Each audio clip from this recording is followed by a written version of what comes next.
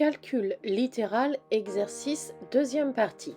Rappel de l'énoncé, je dois donner le périmètre de ma ligne brisée dans la première question. Puis, une fois que j'ai fait la première question, je réponds bien à la première question avant de faire la question 2. Donc une fois que cette question 1 a été faite, on m'informe que cette fois-ci, A va être remplacé par 4 cm et je dois calculer combien va faire mon périmètre. Pour calculer le périmètre de ma figure, je vais faire le premier côté, 3A, plus le deuxième côté, 6A, plus le troisième côté, 4A, plus le quatrième côté, 5, plus le dernier côté, 3A. Je passe à la question 2 où on me donne l'information que A est égal à 4. Ça veut dire que partout où j'avais A avant, je vais mettre la valeur 4 à la place. Et comme ma lettre a disparu, entre chaque nombre, il va falloir que je remette mon symbole fois. Donc j'ai 3 fois 4, plus 6 fois 4, plus 4 fois 4, plus 5, plus 3 fois 4. Maintenant, je respecte mes priorités opératoires, je calcule mes multiplications. Donc, le périmètre de ma ligne brisée est égal à 12 plus 24 plus 16 plus 5 plus 12, c'est-à-dire 69 cm. Pour l'exercice 5, on me donne cette fois-ci les expressions et je dois retrouver à quoi elles correspondent sur la figure qui m'est donnée.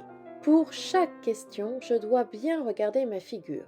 Puis je cherche si mon expression est une aire, un périmètre ou la longueur d'un côté.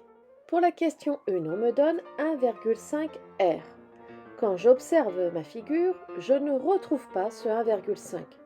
Par contre, je constate que 1,5 c'est la moitié de 3. Et 3 est un côté du triangle FGH.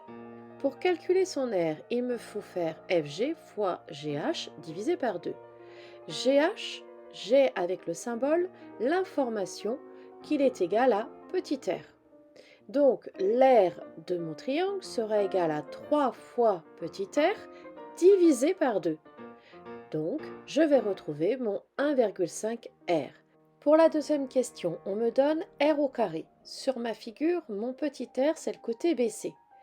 Pour faire r au carré, c'est r fois r, donc c'est BC fois CE. C'est-à-dire que c'est l'aire de mon carré BCED. Dans la question 3, on me donne 20 plus 4r.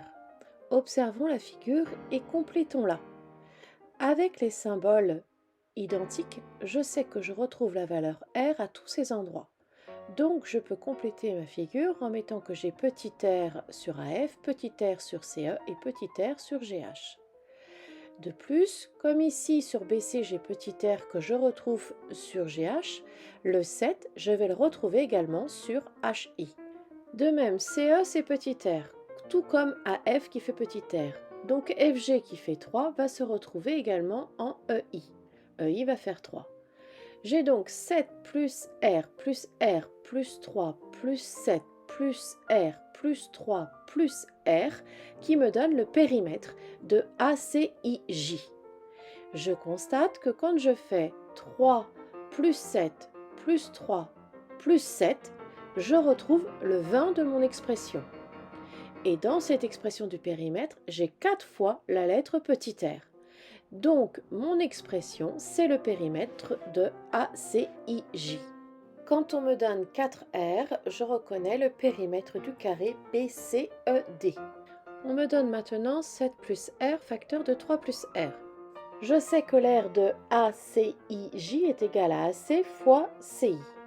Or, AC est égal à AB 7 plus BC R. 7 plus R.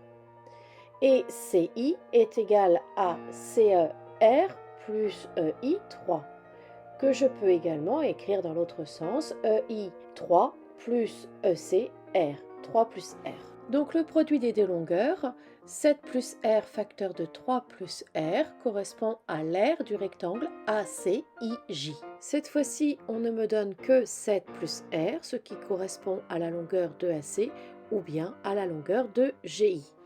L'expression 3R plus 21 est un petit peu plus compliquée. Observons la figure.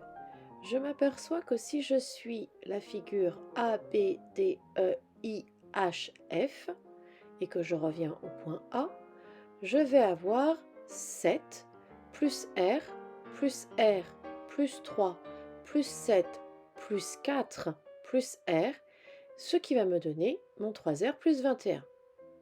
Donc finalement, 3R plus 21, c'est le périmètre de la figure ABDEIHF. Mais je peux également faire 7 plus R plus R plus 3 plus 7 plus 4 plus R en suivant ACIHF. Donc c'est également le périmètre de la figure ACIHF.